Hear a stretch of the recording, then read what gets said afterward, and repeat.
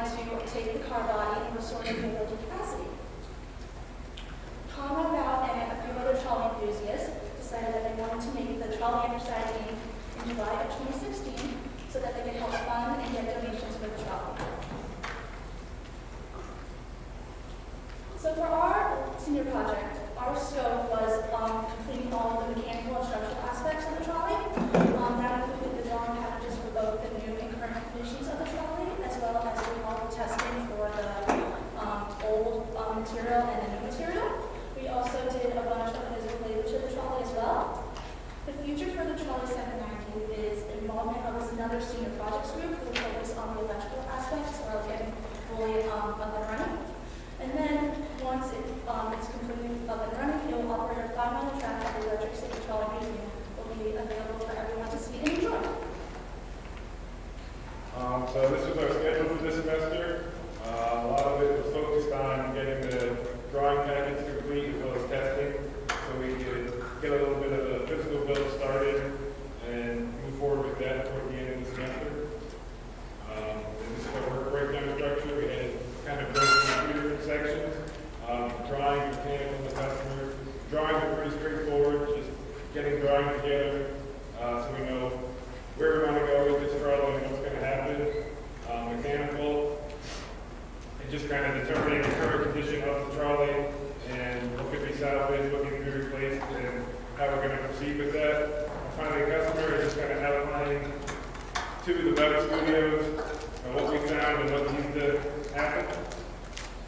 And this was our budget. This is just for the mechanical restoration of the trolley, getting it structurally sound. It includes things like the steel, the seat channels, and trucks, engines, and everything like that. Just under $110,000. So a little bit about the testing. The BOUT students was able to provide us with a seat channel from the original trolley, and then Mitch was able to help us. We took off one of the flanges of the seat channel. He was able to grind it down for us to remove all of the rust that had happened to it over the years. And after talking with Dr. Parisi, we decided that strain testing would be the best method to determine the modulus elasticity of the metal, so we could figure out what type of metal it was, and we could use that in our analysis on SolidWorks. So as you can see on the left picture, we added strain gauges to it and then soldered on the wire so that we could attach it to the meter and read the strain when we added different weights onto the metal. So there's also a small hole on the side where the strain gauge is, which is where we attached a wire that held the load. So here's a little bit of the theory of our testing. On the right, you can see a diagram of the beam with its length. The left end of the beam was clamped onto the table, so it was fixed. And then the small square represents the strain gauge, and the circle represents the hole. P was our load. It's actually pointing into the page, not to the right, so the force was down on the beam. The equations that we used to find the modulus of elasticity are shown here. So we know that the modulus of elasticity is equal to the bending stress over the strain. And while we don't have bending stress, we have strain from our calculations, and then bending stress we can find using the characteristics of the beam. So bending stress is known as m, the moment over y, which is half of the cross-sectional height over the moment of inertia, which is shown by I. And then to break that equation down a little bit more, a moment is the load times the length. So that's shown there. Like I said, y is half of the cross-sectional height, and then the moment of inertia is 1/2 the base of the cross-section times the height cubed.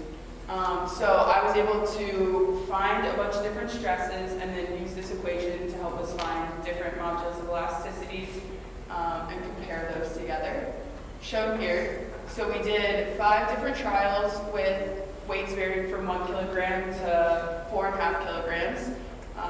We found different strain values ranging from 40 to 100, almost 200. And using the equation shown on the last page, we found an average modulus elasticity of 185 GPa, and that correlates closest to 1080 steel, which is one of the most common steels used. And that has a modulus elasticity of 190 to 200 GPa, so relatively similar. And then we did look at other methods of testing to kind of verify that this was 1080 steel originally used in the trolley. We looked at deformation testing as well as hardness testing. They found results not too similar, only because these tests weren't as accurate. The deformation testing, you have to measure how much the beam deforms by the naked eye to the closest millimeter. And we had issues with getting the meter stick close enough to see that with the big load that we had attached to it, because this is steel, so we needed to add a lot of weight to even see a little bit of deformation. The hardness testing, the flange wasn't totally square. It had a bit of a taper to it, so when we did it, we would get some results in a similar vicinity, and then some would be way far out of our range, so we deemed it not accurate enough to add the results, and those could be due to a number of different errors. Okay, so this is the condition of the trolley currently as it sits right now. As you can see, there is no floor, no trucks, obviously no seats, and no windows. But then this will be the fully restored version of the trolley. It includes windows, seats, a floor, obviously, and then trucks. And then this is the original paint job that was done in the 1920s, and I'm going to restore that to its former glory. This is what the trolley might look like if it was rolling down the streets of Wilkes-Barre, for example, the Market Street Bridge and Square. Okay, so then this is just to go into what we actually decided to move forward with the trolley. These three C channels are the originals, and we are going to completely replace those. Excuse me, we have completely replaced those with the addition of three more here, here, and here. These are to more evenly distribute the entire load of the trolley as well as any passengers, just to ensure the safety of everyone involved. And then this is the analysis that we did in the SolidWorks simulation. After applying multiple loads, we determined the total strength of one C channel, and then we're able to determine the total strength of the entire trolley.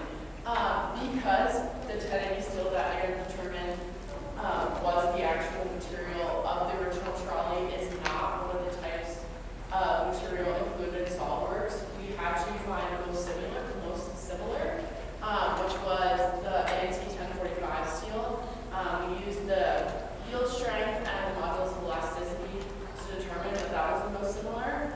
And then using that in our analysis, we were able to find that one C channel can hold up to 11,300 pounds of force, which means that 6 C channels can hold 67,800 pounds of force, and in comparison to the 35,000 pounds that the trolley actually weighs, and in addition to the 8,000 pounds of supposed passengers, these C channels would be able to support the entire load.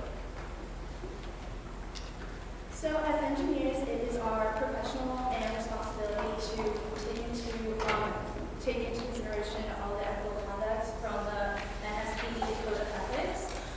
The most important thing with us is the safety and well-being of everyone involved, whether that's the people on the trolley and just the people and consumers that are on the trolley. With all that taken into consideration, we have to conduct ourselves with honor, responsibility, ethical, and lawful decisions. And this just shows the current condition of the trolley now. With the picture on the bottom right shows the new C channels that are all in the trolley. They're all bolted in there now. We cut out all the old, we took out the old beams, and they're just bolted in there for the time being, just for kind of fitting them up and locking them up, making sure they're good to go in case there's stuff that come out in the future to complete any of the work that may need to be done on the inside of it. And I just like to thank Bounce Studios, Dr. Door,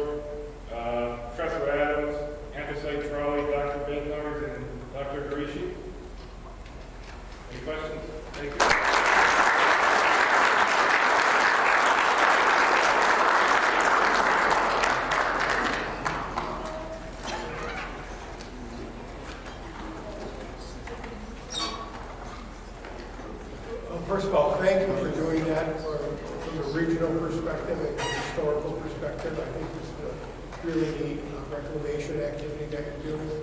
What was the biggest problem that you faced besides the structural issue that you were facing? Anything else that was a problem with the reconversion of issue that was originally a sunroom? Yeah, What other areas did you look at?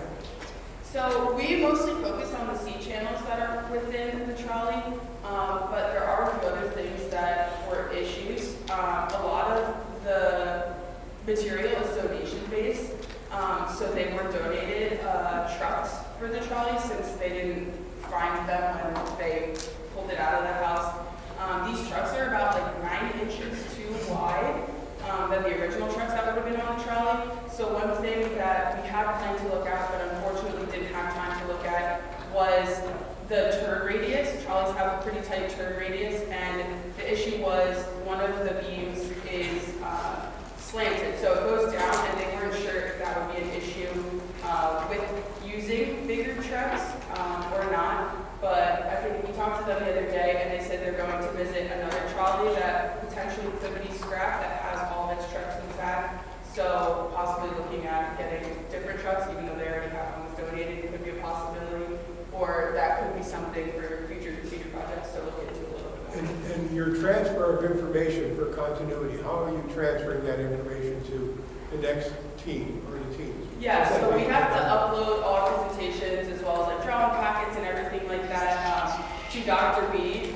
So I think we could probably just leave our contact information if they needed more than what they have. We also have a shared drive that houses like all our pictures, all the work we've done. So I think that's something that we could share with Dr. B that he could pass forward for us. And then as well as like we've talked about studios, they have all our information as well, so they'll still be working through them. So that's definitely one way we could continue So this. you were practicing the theory of concurrent engineering, in other words, that everyone that's involved understood what was happening with each discrete team? Right. Thank you. We also have a complete drawing packet that's not shown in our presentation that we will be delivering to Scott Studios. All right, thank you. Good. Yeah. Question for you guys. Did you guys factor in like safety improvements, like the added weight of glass that's going to be updated? Because usually when the trolleys were made back in the day, they only had single pane, which was a lightweight version of glass. In your calculations, did you guys also factor in the additional weight added for modern like amenities like safety glass and other types of safety implements?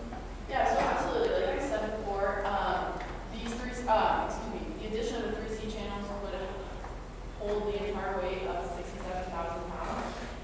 And the original weight of the trolley was only 35,000 pounds. And then with max capacity of passengers, that would only add another 8,000 pounds. So you still have 15,000 pounds of play in there for the additional safety requirements.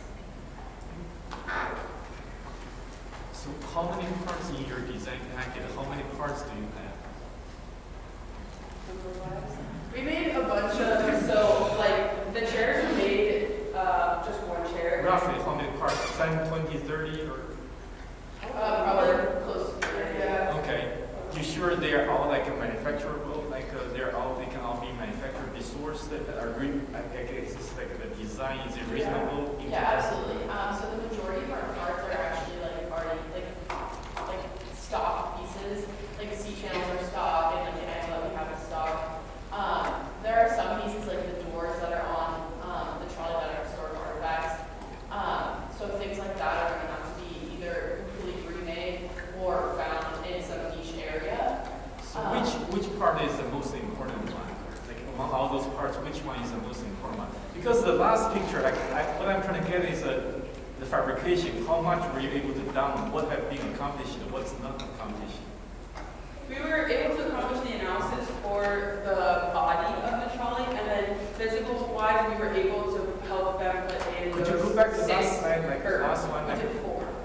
the one you were trying to build? Like I'm trying to understand what's happening here. Like what have you accomplished? So the picture on the left right here shows one of the angles that we were able to help drill holes for the angles, as well as mark where the beam needed to be drilled. And then on this picture, you can see those beams all originally were like corroded and rusty and bent from being inside of the home and from their like almost 100 years of wear. So we were able to help them replace all of those beams. Thank you. One more question. So if you had time, would it be possible to make the trolley as a whole? You did like the beams, the support beams and so on, but the trolley as a whole model, it's bending and moving, you know, as it's going on the tracks and there's weight on it. Yeah. That'd be a possible project if, Yeah. I mean, if you had time. So that's definitely, yeah, something we would like look into if we had more time. I think for a matter of time, it was easier to model just one beam because for that you would have to like know where to apply all the different loads and where like all that would be coming from because there would be loads that were being applied for passengers as well as like all the materials and stuff like that. But that's something we would look into if we had more time. I think that's a very important question, which is basically his concern is what's the soundness of the original structure? I mean, that's Right. they care most Yeah. because it's about safety, you know. And that was also my question really clear, which is which part you found for the system, existing system, which part is the most vulnerable? You are trying to mitigate? Which part for the existing structure, which part is the most vulnerable? Right. Do you understand what I'm saying? Yeah, I think a lot of the material does have like corrosion and stuff, so those are currently the most vulnerable because they won't be viable to use in a running trolley.